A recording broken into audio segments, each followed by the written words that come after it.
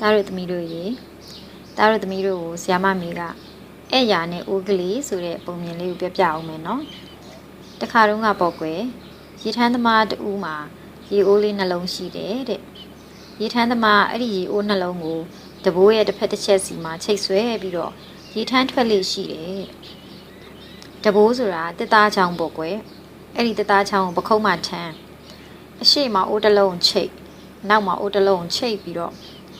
မြစ်စိတ်ရှိရအောင်သွားပြီးတော့မြစ်ထဲရရေတွေကိုခတ်ရတာပေါ့ကွယ်အဲ့ဒီသူ့မှာရှိတဲ့ရေကိုနှလုံးမှာတစ်လုံးကတော့အပြည့်အနာစာမရှိတဲ့အိုးအကောင်လေးပေါ့ကွယ်နောက်အိုးလေးတစ်လုံးမှာတော့အဲ့ရရှိနေတယ်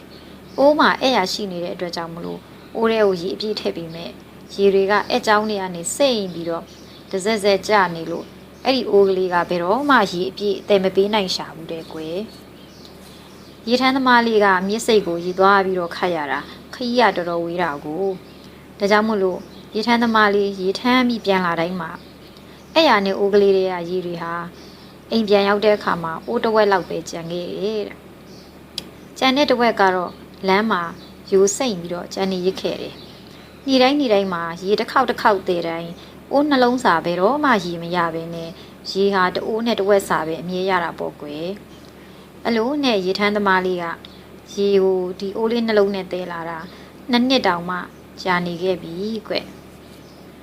အဲ့ဒီနှစ်တာကာလအတွင်းမှာအကောင်းပကတိရှိနေတဲ့အိုးကလေးကတော့သူကအမြဲတမ်းပဲရေအပြည့်တည်ပေးနိုင်တဲ့အတွက်သူ့ရဲ့အပြည့်ကင်းမှုနဲ့အလုံးလုံးနိုင်မှုပေါ်မှာအမြဲတမ်းပဲဂုဏ်ယူပြီးတော့ဝမ်းသာနေတယ်တဲ့ကွယ်ဒါပေမဲ့အဲ့ရနဲ့အိုးလေးခမမှာတော့သူ့ရဲ့အပြည့်အနာစာကြောင့်ရေထမ်းသမားပင်ပန်း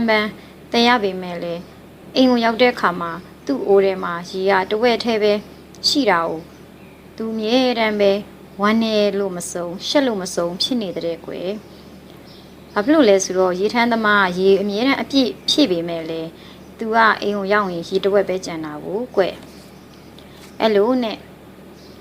ခါးသီးတဲ့ရှုံးနေမှုတွေတင်ငယ်မှုတွေကိုနှစ်လောက်ခါးစည်းခံပြီးတဲ့နောက်မှာတော့အဲ့ရနဲ့အိုးကလေးကဆက်ပြီးတော့တီးမခံနိုင်တော့ဘူးတဲ့ကွယ်အဲ့ဒါနဲ့တနေ့တော့မြစ်ကမ်းဘေးမှာရေခတ်နေတဲ့သူ့ရဲ့သခင်ရေထမ်းသမားကိုဖွင့်ပြောလိုက်တော့တယ်တဲ့ကွယ်ကျွန်တော်ရဲ့အပြစ်အနာစာအတွက်ခွင့်လုပ်ပေးပါခင်ဗျာကျွန်တော်မှရှိနေတဲ့ဒီအဲ့ရကနေအမြဲတမ်းပဲရေတွေကစိမ့်ပြီးတော့ကြံ့နေခဲ့လို့သခင်အတွက်ရေကိုကျွန်တော်ဘယ်တော့မှအပြည့်မတည်ပေးနိုင်ခဲ့ဘူးကျွန်တော်ရဲ့ချွေရင်းချက်ကြောင့်မို့လို့သခင်ဟာပင်ပန်းသမျှအကျိုးအပြည့်မရဘဲနဲ့ဆုံးရှုံးရတယ်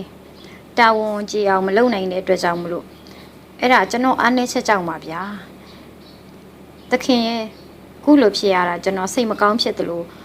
ကိုလည်းအင်ပတန်ရှက်ပါတယ်ခင်ဗျာလို့အဲ့ရနဲ့အိုးကလေးက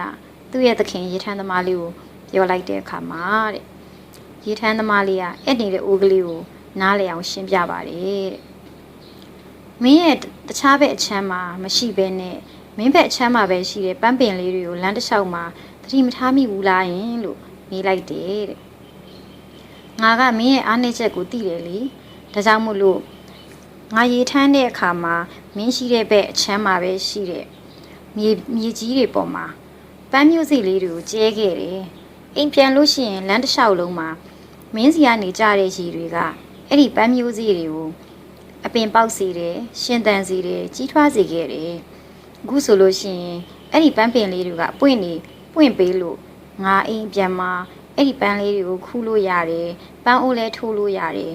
ဈေးထဲမှာလည်းဒီပန်းလေးတွေကိုပြန်ရောင်းစားလို့ငါပတ်စံနေရနေပြီမင်းရဲ့အိုးကလေးမှာအဲ့ရရှိတဲ့အတွက်ကြောင့်မလို့ငါတကူးတကပန်းပင်တွေကိုရေလောင်းစရာမလိုပဲနဲ့အပြန်ခရီးတစ်လျှောက်မှာမင်းရဲ့အိုးကနေတစ်စက်ကြတဲ့ရေလေးတွေကဒီပန်းပင်တွေကိုရေလောင်းပြီးသားဖြစ်နေတာပေါ့ကွာတကယ်လို့မင်းရဲ့အိုးမှာသာအဲ့ရမရှိခဲ့ရင်ငါအိမ်မှာအခုလိုလှအောင်ပန်းအိုးထိုးလို့ပဲရမှာလေဒီပန်းလေးတွေကိုဈေးထဲမှာရောင်းပြီးရတဲ့ပတ်စံတွေကိုငါပဲရမှာလေလို့ပြောလိုက်တယ်တဲ့ကွယ်အဲ့ဒါနဲ့အဲ့ရနဲ့အိုးကလေးကလည်းအရန်ဝန်းတာသွားတယ်ကွဟုတ်တယ်လေသူကသတိမထားမိလို့ပါရေထမ်းသမားလေးကအဲ့ရနဲ့အိုးကလေးရှိတဲ့ဘက်အချမ်းမှာပန်းမျိုးစိလေးတွေကျဲပြီးတော့ပန်းမြင်လေးတွေစိုက်ထားလိုက်တာသူ့အိုးကလေးကကြားတဲ့ရေကအပင်ကိုရေလောင်းတယ်လို့ဖြစ်နေတာပေါ့ အဲ့ဒီဘက်တစ်ချမ်းမှာပန်းပင်လေးတွေအစီကြီးနဲ့အရန်ကိုလှနေတော့တာ哦အဲ့ရနဲ့အိုးကလေးကလည်းအခုတော့မှပဲဒီပန်းပင်လေးတွေကိုသတိထားမိသွားပြီးတော့သူ့ရဲ့ချိုရင်းချက်ဖြစ်တဲ့အဲ့ရလေးကိုအပေါ်မှာတောင်မှရေထမ်းသမားကအကျိုးရှိအောင်အသုံးချနိုင်တဲ့အတွက်ကြောင့်မလို့သူ့ကိုယ်သူဝမ်းနေရတာတွေတိမ်ငယ်ရတာတွေစိတ်မကောင်းဖြစ်ရတာတွေရှက်ရတာတွေမရှိတော့ဘဲနဲ့ဝမ်းသာဝမ်းမြောက်မှုတွေဖြစ်ရတော့တာပေါ့ကွယ်ဒါတို့သမီးတို့ရေဒါတို့သမီးတို့နဲ့ဆရာဆရာမတို့လူသားတွေအားလုံးမှာအားနည်းချက်တွေကိုစီရှိကြတာပေါ့အဲ့ရနဲ့အိုကလေးလိုပဲပေါ့ဒါပေမဲ့အဲ့ဒီချိုရင်းချက်တွေအားနည်းချက်တွေအပြစ်အနာစာတွေကဆရာမတို့ရဲ့ဘဝကိုစိတ်ဝင်စားစရာကောင်းအောင်ဖန်တီးပေးတယ်လို့ပဲအဲ့ဒီရဲ့ချိုရင်းချက်ကနေပြီးတော့အကောင်းဆုံးဖြစ်အောင်မလုပ်နိုင်မလဲလို့ဆရာမတို့စဉ်းစားလို့ရတယ်လေလောကကြီးမှာအခက်အခဲတွေပြဿနာတွေချိုရင်းချက်တွေဘလောက်ပဲရှိရှိအကောင်းဆုံးဖြစ်အောင်ကြိုးစားကြရမယ်အဲ့ဒါကတော့ဆရာမတို့တားတို့သမီးတို့အားလုံးရဲ့တာဝန်ပဲပေါ့ကွယ်ကဲ